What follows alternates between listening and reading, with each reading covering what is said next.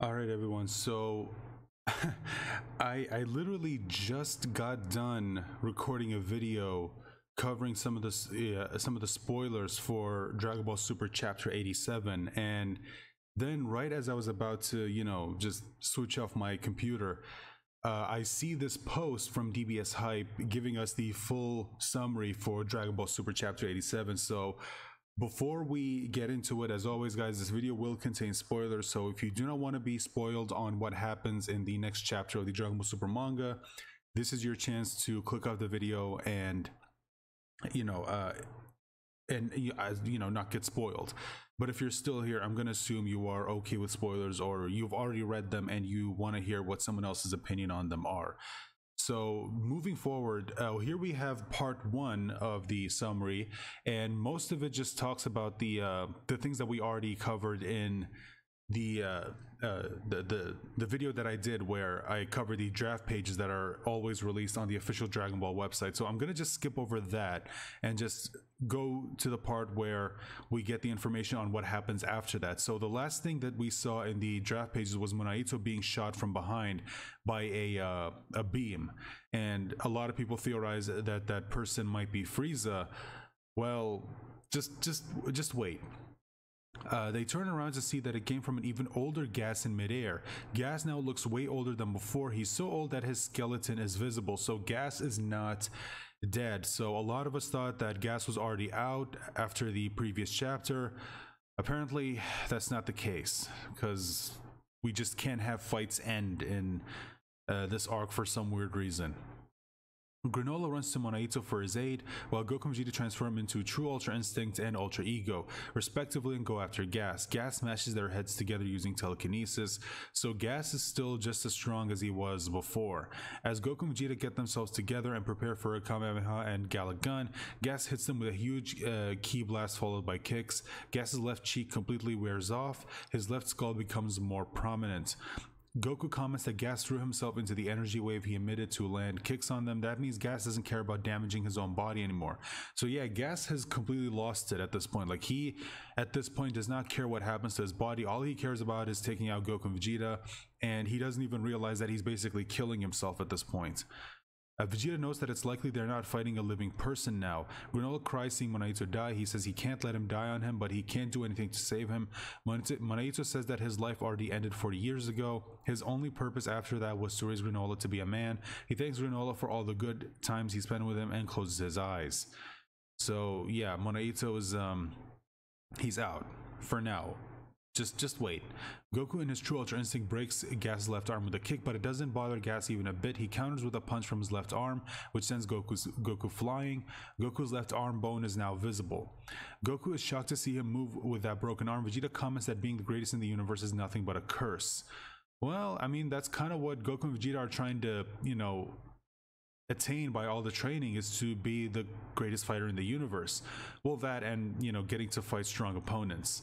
So it's kind of interesting hearing Vegeta, say this, or maybe he's talking about how wishing to be the greatest in the universe is nothing but a curse, because, like once you're there, maybe he's talking about how, once you're at the top, you'll do whatever it takes to stay there, even if it means giving up your own life, which is actually kind of, counterintuitive, because if you give up your life, then you're not the strongest in the universe. So why did you give up your life to stay there? Just kind of interesting. Alec is surprised to see Gas turn the tables again. He laughs and says, until your last breath, you are the greatest warrior in the universe. Now kill them, kill them, kill them. Maki and Oil stand in the way and suggest Alec to stop Gas and to flee from the planet together and try winning next time. Alec slaps Maki, which sends her flying. Oil catches her. He says, I told you there is no next time. Gas will soon run out of life. For him to become the greatest warrior in the universe, his life had to be cut short. Yeah, pretty much the same as what, Granola did when he wished to become the strongest in the universe, where he compressed his life to basically, 3 years. Gas is shocked to hear Alec's words. He's surprised to know that he'll run out of life soon. Gas stops hitting Goku and sees his face in a nearby river and can't believe what he looks like. Alec calls Gas incompetent for wasting time looking at the river. He tells him to finish them quick before he appears. Just then, a familiar figure drops on the ground, and to everyone's surprise, it's Frieza on planet Syria. While everyone's shocked, Alec has some different expressions. So yeah, Frieza does indeed show up, and I already mentioned this in the video that I did, which you guys should be seeing this one after that one's already released.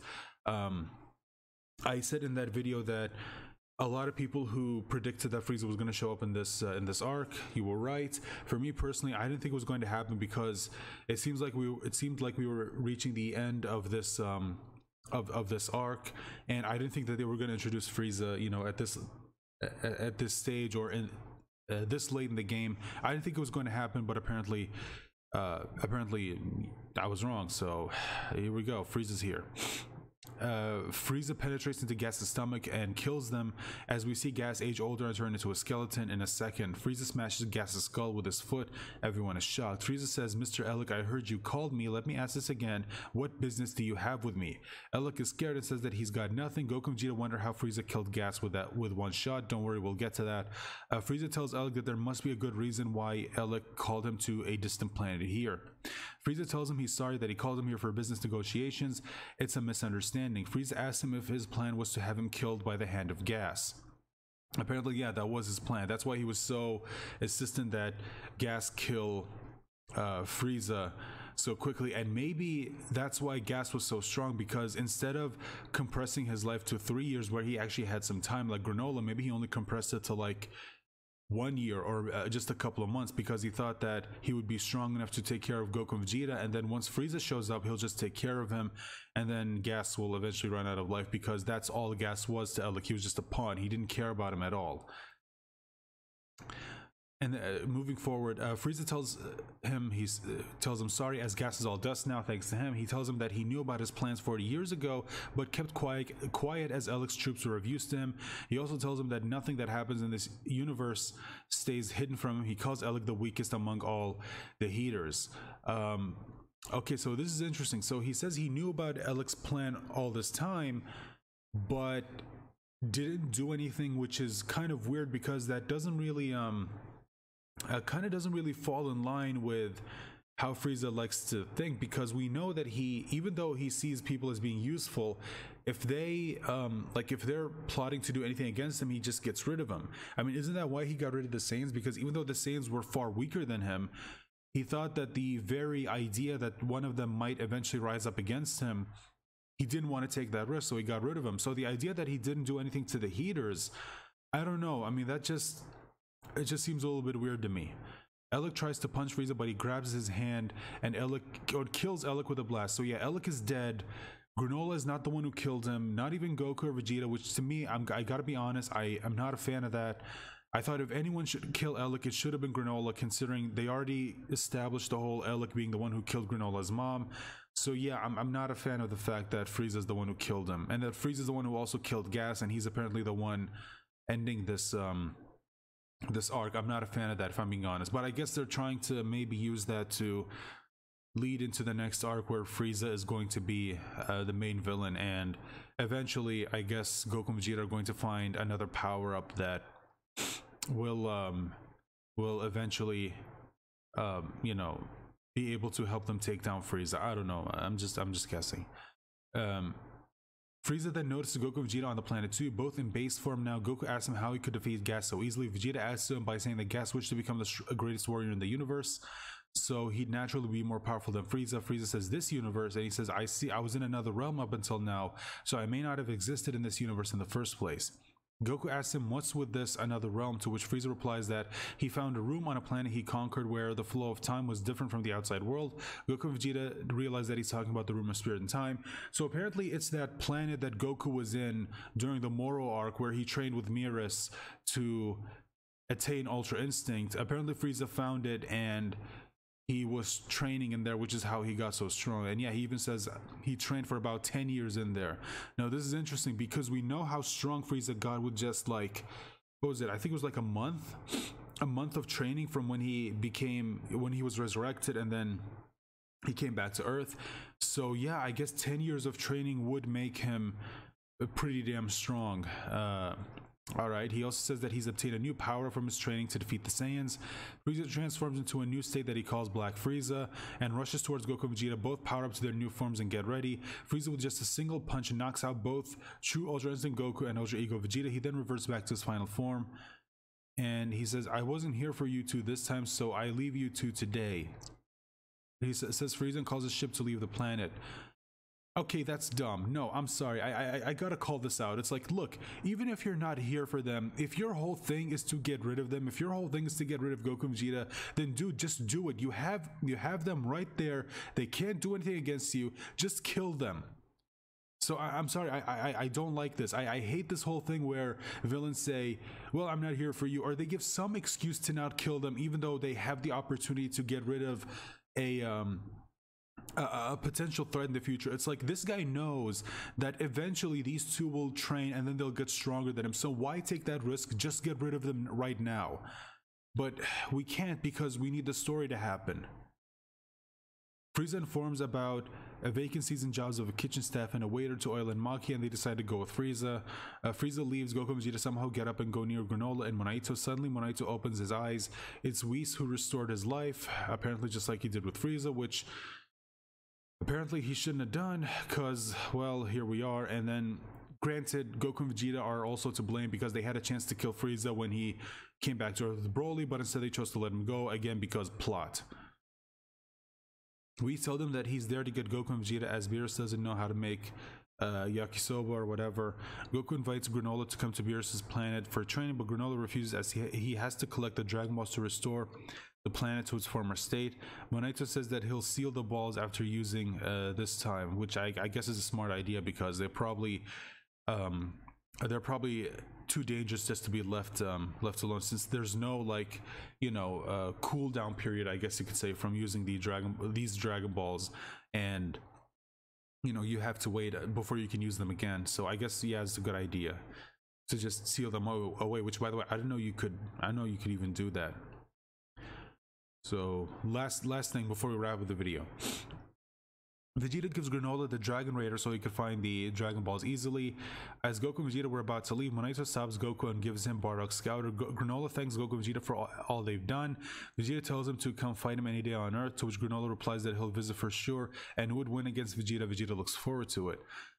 So I don't know if this is them setting up that maybe Granola's going to come back in the future, or maybe not.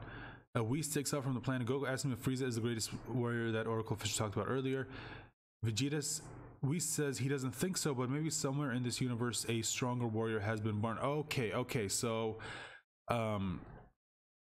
this is good, because in that video I also theorized, or I also talked about how it seemed like that the greatest warrior in the universe that the Oracle Fish was talking about turned out to be Frieza. Apparently that's not the case, because Whis says he doesn't think so, but maybe somewhere in this universe a stronger warrior has been born. I mean, we don't know. We'll see. I get, maybe it'll be revealed in the next chapter, because here's the thing, like, they can't end this without telling us who the greatest warrior is, because that's kind of been the whole thing about this arc, is that, or one of the biggest things of this arc is that we will see the greatest warrior in the universe be born. So how can they end the arc without telling us who it is? Or maybe we're gonna find out in the next arc. I don't know, we'll see. So let's go ahead and I guess end this off. Yeah, so apparently the ending side text or whatever that's usually available in these chapters is to become the best warriors in the universe. Goku and Vegeta's training never ends. So there we go, guys. That's the whole chapter. Now I will be doing an official review, or not technically a review. So okay, what I'm going to be doing is I'm going to be doing one video where I'm going to be sort of like giving you guys my thoughts on the chapter as a whole, to make up for the fact that I didn't really do a review for like the previous two chapters, I think. So I'm going to be doing one video where I'm going to be covering the events of the previous two chapters as well as this one, since it seems like this really is the ending of the arc. So there we go. If you guys enjoy what I do here, please consider subscribing, guys. If you're new, hit the bell icon to be notified, and I hope I'll see you guys in the next video. Bye for now.